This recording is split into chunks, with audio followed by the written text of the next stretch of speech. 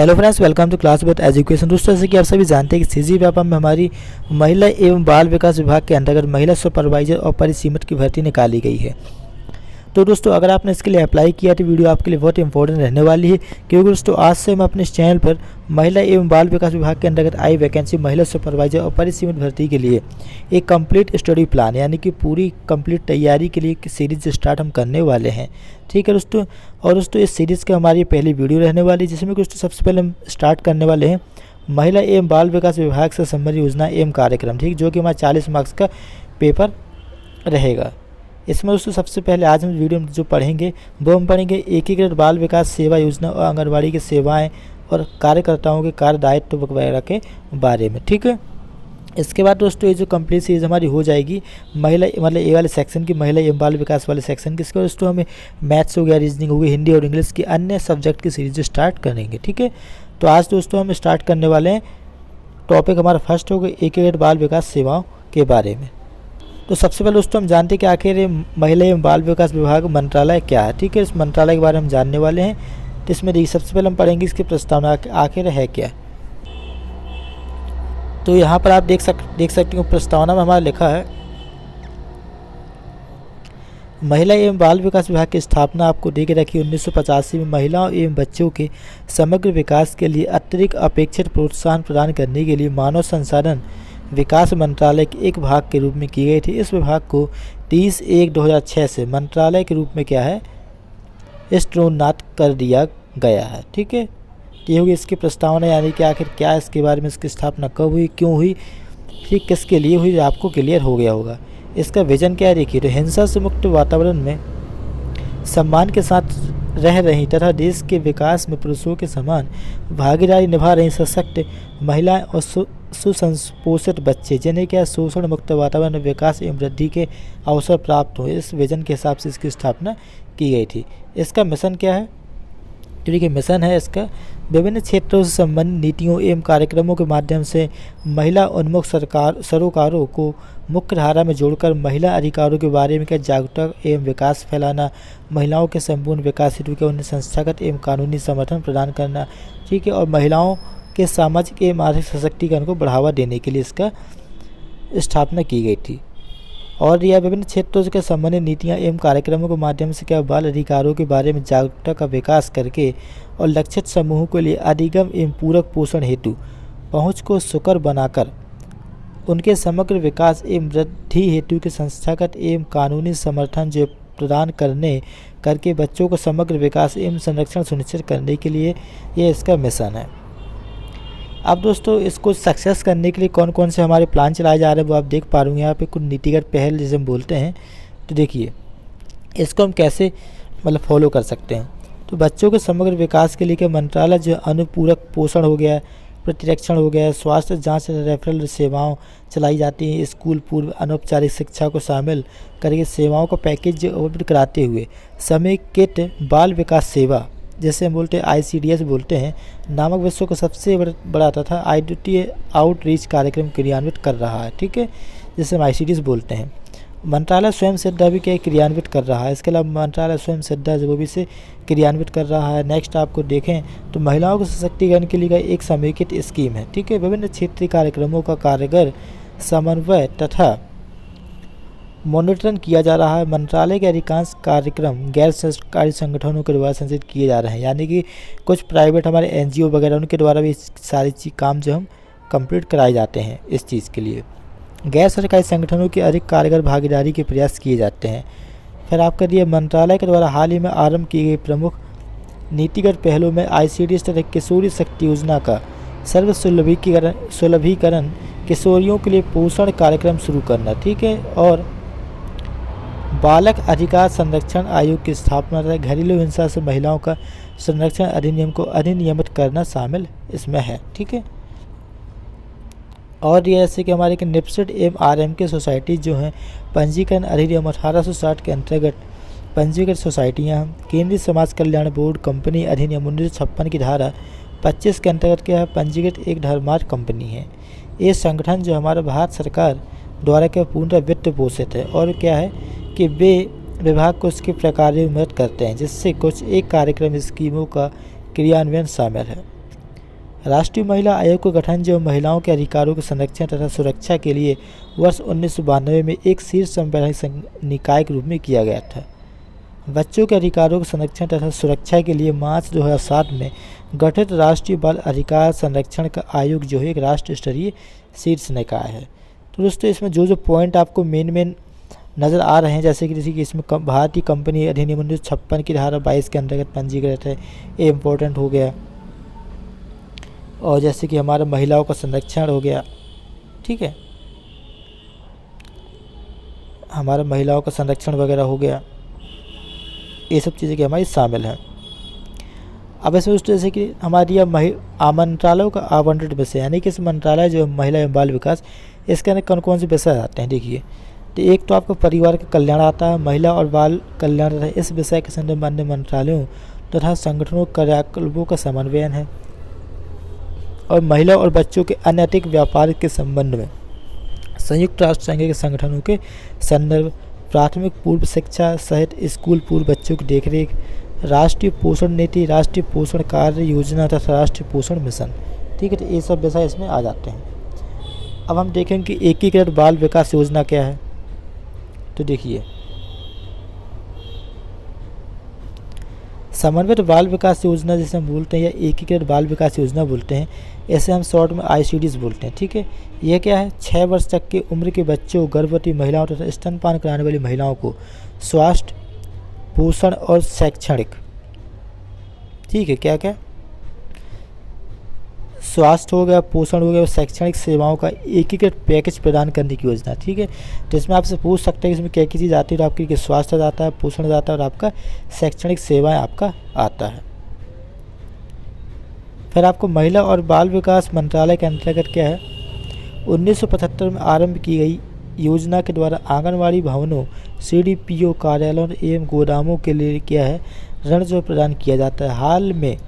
हाल में केंद्र सरकार द्वारा योजना को प्रभावपूर्ण ढंग से क्रियान्वित करने के लिए कुछ नए कदम उठाए गए हैं।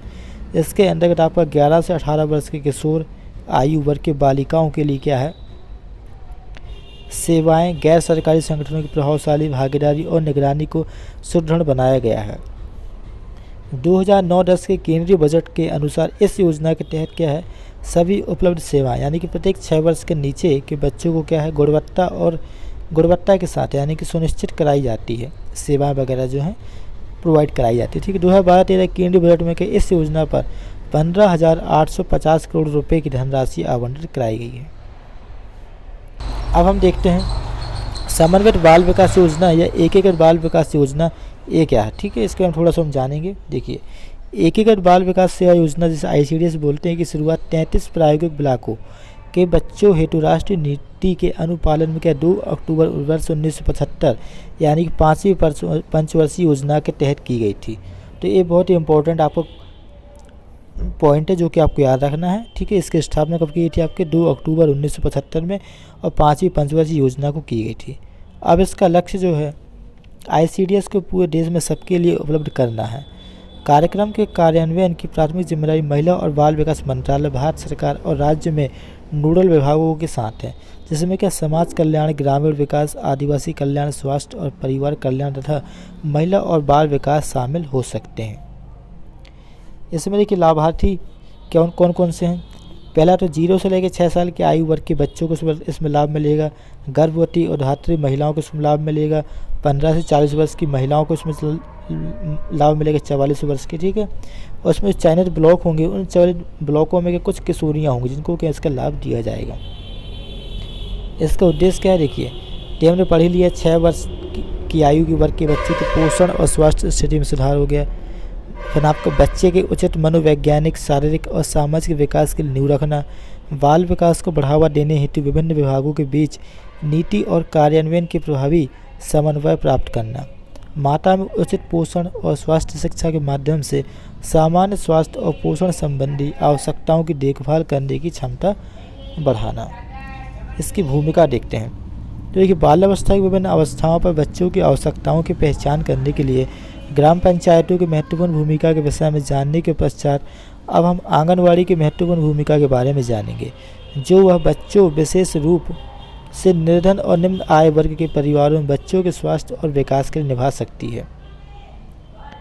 शिशुओं के प्रसव पूर्व और क्या प्रसूत्तर स्वास्थ्य बाल पोषण विद्यालय शिक्षा तथा बच्चों के टीकाकरण में आंगनवाड़ी जो एक महत्वपूर्ण भूमिका निभाती है। अब देखिए आंगनवाड़ी क्या है। तो आंगनवाड़ी क्या है, छोटे बच्चों के पोषण, स्वास्थ्य और शिक्षा संबंधी आवश्यकताओं की पूर्ति करने के लिए एकीकृत बाल विकास सेवाओं के कार्यक्रम के रूप में ग्राम स्तर पर क्या है, सरकार के द्वारा समर्थित एक केंद्र है। आंगनवाड़ी 6 वर्ष तक की आयु के बच्चों, किशोर युवतियाँ, गर्भवती महिलाओं तथा शिशुओं की देखरेख करने वाली माताओं की आवश्यकताओं की पूर्ति करती है। ठीक है, प्रत्येक आंगनवाड़ी जो है लगभग 400 से लेकर 800 लोगों की जनसंख्या पर बनाई जाती है। तो ये बहुत इंपॉर्टेंट पॉइंट आपको याद रखना है कि आंगनवाड़ी कहाँ बनाई जाती है, जहाँ पर लगभग 400 से लेकर 800 लोगों की जनसंख्या हो मिनिमम। जनसंख्या के आधार पर क्या है, ग्राम पंचायत क्षेत्र में एक से अधिक आंगनवाड़ी केंद्र हो सकते हैं। तो ये भी आपको याद रखना कि एक से कितने हो सकते हैं ग्राम पंचायत क्षेत्र में। ठीक है, आंगनवाड़ी कार्यकर्ता तथा सहायक आंगनवाड़ी केंद्र को चलाते हैं। ठीक है, स्वास्थ्य, शिक्षा, ग्रामीण विकास और अन्य विभागों के पदाधिकारियों के साथ समन्वय करते हुए ICDS का क्रियान्वयन करते हैं।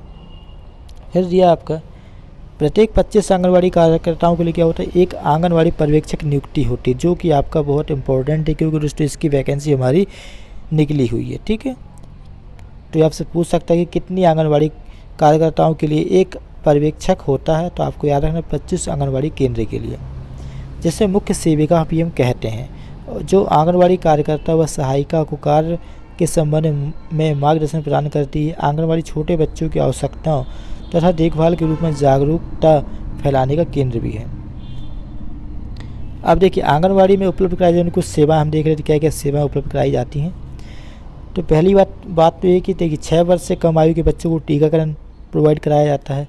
समस्त गर्भवती स्त्रियों के लिए प्रसव पूर्व देखभाल और टीकाकरण, 6 वर्ष से कम आयु के बच्चों को अनुपूरक पोषण, गर्भवती शिशुओं की देखभाल करने वाली स्त्रियों का अनुपूरक पोषण और 15 से 45 वर्ष वर्ग की आयु की सभी महिलाओं के लिए पोषण और स्वास्थ्य शिक्षा। ठीक है, और आपका गर्भवती महिलाओं की प्रसव पूर्वक क्या देखभाल तथा शिशुओं की देखरेख करने वाली माताओं की प्रसूत्तर देखभाल, नए जन्मे शिशुओं तथा 6 वर्ष से कम आयु के बच्चों की देखभाल, कुपोषण या बीमारी के गंभीर मामलों को अस्पतालों, समुदाय स्वास्थ्य केंद्र तथा जिला अस्पतालों, जिसे पुनर्वास केंद्र बोलते हैं, नवजात शिशु गहन देखरेख यूनिट को भेजना। ठीक है, और हमारा 3 से 6 आयु के बच्चों को अनौपचारिक विद्यालय पूर्व शिक्षा प्रदान करना। अब आता हमारे किसी आंगनवाड़ी केंद्र में क्या क्या सुविधा होनी चाहिए, मापदंड, यानी कि अगर आपको आंगनवाड़ी खोलनी है तो उसके लिए क्या क्या हमारी मापदंड तय किए गए हैं वो हम देखते हैं। देखिए इसमें कुछ सुविधाएं हमारी होनी चाहिए। पहली सुविधा तो ये है कि एक भवन जो कि कितना 63 वर्ग मीटर यानी कि 650 वर्ग फुट में से कम ना हो। तो ये आपको याद रखना है कि कितनी एरिया यदि पूछ रहे कितने एरिया की आवश्यकता होती है, तो 63 वर्ग मीटर यानी कि 650 वर्ग फुट से कम ना हो, तथा कमरे जो हैं मतलब 3 वर्ग मीटर के होने चाहिए लगभग। और आपका बरामदा इसमें होना चाहिए, बरामदा आपका कितना होना चाहिए आपका, तो बरामदा आपका होना चाहिए 6/1.5 वर्ग मीटर होना चाहिए। वह बाधा मुक्त होना चाहिए, यानी कि उसमें किसी प्रकार की दिक्कत नहीं होनी चाहिए आपकी। नेक्स्ट आपका खेल का मैदान होना चाहिए, आपका खेल सामग्री तथा बाल हितैषी खिलौने होने चाहिए, साफ सफाई, जल और स्वच्छता की सुविधा होनी चाहिए, साफ और स्वच्छ रसोई घर आपकी होनी चाहिए, रसोई और स्टोर 6/3 वर्ग मीटर होना चाहिए, और बाल हितैषी शौचालय जो है, शौचालय आपके 2 होने चाहिए जो कि 2/3 वर्ग मीटर के बने होने चाहिए, और आपका पहुंच के लिए क्या ढलावदार सुविधाएं आपकी होनी चाहिए, और आपकी मजबूत तथा रिसाव मुक्त छत वाला भवन, यानी कि किसी प्रकार से छत में कोई रिसाव नहीं होना चाहिए पानी वगैरह का, मजबूत खिड़कियां और दरवाजे होने चाहिए, विद्युत कनेक्शन सुविधा होना चाहिए, और फर्नीचर, पंखे और बिस्तर वगैरह की सुविधा उसमें होनी चाहिए, और आपका जल होना चाहिए, बाल्टी, ब्रश, झाड़ू, साबुन, अध्ययन सामग्री वगैरह सारी चीज़ें उपलब्ध होनी चाहिए, तब जाके आप खोल सकते हैं। अब इसमें जो आंगनवाड़ी कार्यकर्ता होती है उसकी क्या भूमिका होती है वो हम देखते हैं। देखिए तो आंगनवाड़ी कार्यकर्ता जो सामान्यतः उस गांव की होती है तथा वह गांव के स्वास्थ्य संबंधी मुद्दों और उसकी आवश्यकताओं से पूरी तरह से अवगत होती है। तो इसमें आपको याद रखना आंगनवाड़ी कार्यकर्ता जो होती है आपकी उसी गांव की होती है, ठीक है, क्योंकि वह अपने क्षेत्र में परिवारों के साथ संपर्क बनाए रखती है। वह जो है आंगनवाड़ी की प्रमुख कार्यकर्ता है। आंगनवाड़ी कार्यकर्ता निम्नलिखित कार्यों को निष्पादित करती है। अब आंगनवाड़ी कार्यकर्ता के काम कौन कौन से देखिए, प्रत्येक माह क्या होता है, प्रत्येक बच्चों के वजन की जांच करना तथा विकास कार्ड में दर्ज करना। 6 वर्ष कम आयु के बच्चों के लिए मातृ एवं बाल सुरक्षा कार्डों का रखरखाव तथा दौरे पर आए चिकित्सा या अन्य चिकित्सा कर्मियों को कार्ड दिखाना। 3 से 6 वर्ष की आयु वर्ग के बच्चों को लेकर विद्यालय पूर्व गैर औपचारिक गतिविधियों को संचालित करना। स्थानीय रूप से उपलब्ध भोजन तथा स्थानीय व्यंजनों के आधार पर व्यंजन सूची की आयोजना करना, यानी जो जो उसमें भोजन बनाया जाता है उसकी सूची वगैरह तैयार करना। ठीक है। गर्भवती स्त्री तथा शिशुओं की देखरेख करने वाली माताओं के लिए अनुपूरक पोषण आहार की व्यवस्था करना। और यह स्वास्थ्य एवं पोषण शिक्षा प्रदान करना। शिशुओं को अपना दूध पिलाने, शिशुओं एवं आहार संबंधी प्रक्रियाओं पर माताओं को परामर्श देना। सार्वजनिक स्वास्थ्य केंद्र यानी कि PHC के कर्मचारियों को टीकाकरण और स्वास्थ्य जांच तथा साथ ही प्रसव पूर्व और प्रसव के बाद जांच में सहायता करनी। घरों में दौरों के दौरान क्या बच्चों में विकलांगता की पहचान करना। ठीक है। तथा उन मामलों में निकटतम PHC या जिला विकलांगता पुनर्वास केंद्र में उनको भेजना। दस्त, हैजा आदि के आपातकालीन मामलों को स्वास्थ्य केंद्र में भेजना। तो ये सारी चीज़ें इनकी होती हैं। किशोरों के लिए क्या है, विभिन्न स्कीमों के क्रियान्वयन में हेल्प करना भी इनका काम होता है। तो दोस्तों इस प्रकार से आज हमने देखा, इसमें आपके लगभग मैंने जो आपको टॉपिक बताया थे ऊपर, जो भी हमारी चीज़ें रिलेटेड, जैसे कि आपको एक बार फिर से बता देता हूँ। ये वाला पोर्शन जो महिला एकीकृत बाल विकास सेवा योजना कार्यकर्ता के उद्देश्य और दायित्व वगैरह, ये सब चीज़ हमने पढ़ ली। ठीक है दोस्तों, तो इस वीडियो को आप अधिक से अधिक शेयर जरूर कीजिए, लाइक भी कीजिए। ठीक है। मिलते हैं हम नेक्स्ट वीडियो में। नेक्स्ट वीडियो में दोस्तों हम पोषण एवं आहार संबंधी जानकारी के बारे में हम पढ़ेंगे। ठीक है।